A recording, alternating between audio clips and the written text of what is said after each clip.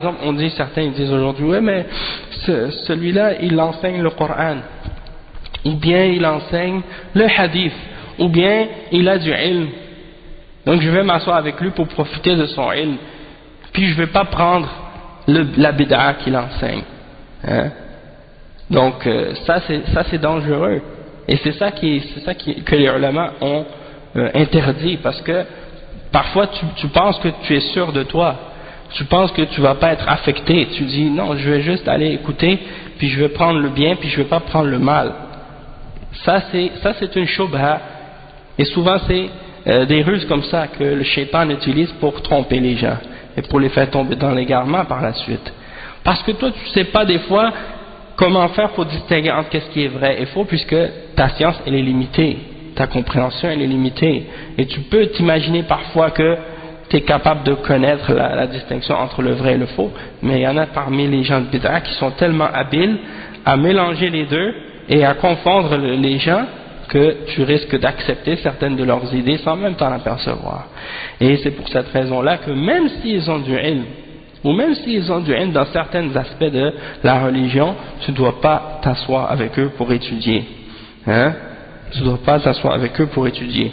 Et comme certains shuyukh, ils ont expliqué, ils disent c'est mieux de s'asseoir avec quelqu'un qui a moins de ilm, mais qui est sur la sunna, que t'asseoir avec quelqu'un qui a beaucoup de ilm, mais qui est sur la bid'a. Hein? Parce qu'au moins avec celui qui a moins de ilm, il se limite à ce qu'il sait, et il te lance pas des shubuhat ou des égarements qui va te faire dévier du droit chemin. Mais, tandis que l'autre qui a beaucoup de ilm, hein, c'est vrai, il a beaucoup d'ilm peut-être. Il connaît le nahu, il connaît le lugha, la langue arabe, la grammaire, le fiqh, peut-être il connaît il y a plein d'autres sciences, de tafsir et d'autres choses, mais il t'égare, hein, il a du poison dedans. Donc c'est comme les shuyukh qui disaient, et ça c'est une parole, je m'en souviendrai tout le temps, quand il y a des shuyukh qui sont venus, ils ont dit, soyez comme les abeilles. Hein, soyez pas comme la mouche. Il a dit soyez comme les abeilles et ne soyez pas comme la mouche. L'abeille, elle choisit les meilleures fleurs.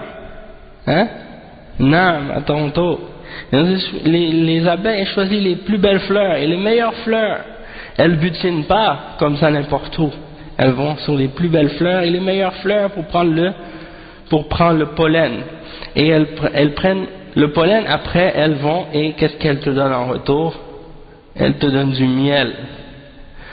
Tandis que la mouche, elle part sur les déchets, sur les saletés, sur les poubelles, et qu'est-ce qu'elle te donne en retour? Des maladies, et des problèmes, et des saletés, et elle te dérange. Donc, le musulman, il doit être comme l'abeille, et en particulier le salafi. Il doit être comme l'abeille, et il choisit, il ne prend pas de n'importe qui. Et il donne des bons résultats, il donne des bons produits à la fin. Pas comme la mouche qui va partout, il prend de tout. Hein? Donc ça c'est un bon exemple pour nous à réfléchir.